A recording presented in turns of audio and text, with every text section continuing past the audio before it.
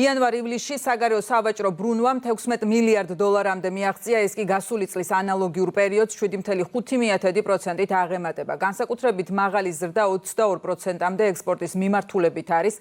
ამ ზრდაში მნიშვნელოვანი წვლილი ადგილობრივ ექსპორტს აქვს, რომელმაც 3 მილიარდ დოლარამდე შეადგინა. ამასთან დადებითი დინამიკაა შრომის ბაზარზეც. წლის მეორე კვარტალში უმუშევრობის დონე წლიურად 0.5%-ული პუნქტით შემცირდა და 13.8% შეადგინა. ზრდა ძირითადად დაკავშირებულია რამდენიმე ქვეყანაში სასაქონლო ნაკადების ზრდასთან. ეს არის ძირითადად ჩინეთის და მეზობელი ქვეყნების მიმართულება. რაც შეეხება სასაქონლო ჯგუფებს, ძირითადად ზრდა უკავშირდება ნავთობპროდუქტების ექსპორტს, ასევე გაზრდილია სპილენძის მადნებისა და კონცენტრატების და ძვირფასი ლითონების მადნების ექსპორტის მაჩვენებელი.